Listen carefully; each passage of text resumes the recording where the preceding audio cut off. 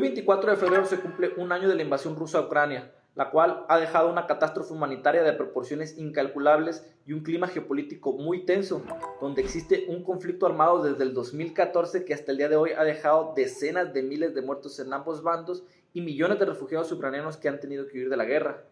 Esta rivalidad entre Ucrania y Rusia no es para nada nueva y tiene sus raíces en una larga historia de tensiones políticas, culturales y territoriales. En términos generales se debe a que Rusia y Ucrania comparten historia y cultura, pero también diferencias importantes en cuanto a su identidad nacional, su política y la religión.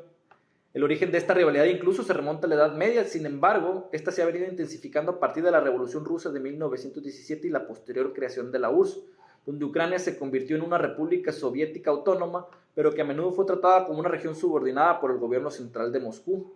Por ejemplo, hechos como el Holodomor, la cual fue una hambruna provocada por el gobierno de Stalin y que tuvo lugar en Ucrania entre 1932 y 1933, forma una parte importante de la historia y la identidad ucraniana, ya que la hambruna fue resultado de una combinación de políticas gubernamentales y decisiones económicas, incluyendo la colectivización forzada de la agricultura y la confiscación del grano por parte de las autoridades soviéticas. Se estima que en esta hambruna murieron entre 3 y 7 millones de ucranianos, lo que convierte en una de las peores, o si no la peor, hambruna provocada en la historia moderna.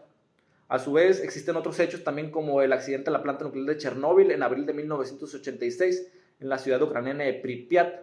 el cual fue otro suceso decisivo que fue marcando aún más la distancia entre el pueblo ucraniano y la URSS, ya que este hecho socavó la confianza pública en el gobierno soviético y en su capacidad para garantizar la seguridad de su pueblo. Posteriormente, tras la disolución de la Unión Soviética en 1991, Ucrania se convirtió por fin en un estado independiente, pero las tensiones con Rusia se mantuvieron siempre. Uno de los principales puntos de fricción siempre ha sido la península de Crimea, que ha sido objeto de disputas territoriales desde el siglo XVIII. En el 2014, Rusia se anexó Crimea después de que Ucrania destituyera al presidente ruso Viktor Yanukovych en medio de protestas masivas en Kiev, suceso mejor conocido como el Euromaidán. Desde entonces, la relación entre Ucrania y Rusia se mantuvo cada vez más complicada. Ucrania ha buscado estrechar lazos con Occidente y unirse a la Unión Europea y la OTAN después de este suceso de la anexión de Crimea, lo que ha sido visto por Rusia como una amenaza directa a su esfera de influencia.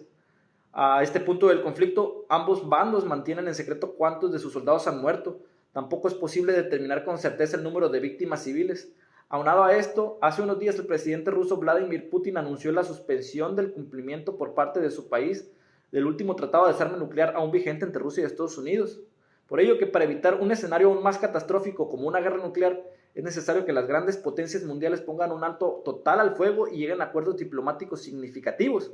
Sin embargo, al día de hoy este conflicto no tiene un final claro a la vista, y la visita sorpresa de Joe Biden a Ucrania, su discurso en Polonia sobre la situación actual de la guerra y los mensajes intimidatorios que le manda a China para que no se involucre, hacen creer que es muy probable que la guerra escale aún más y que sus consecuencias puedan llegar incluso a desatar un conflicto internacional,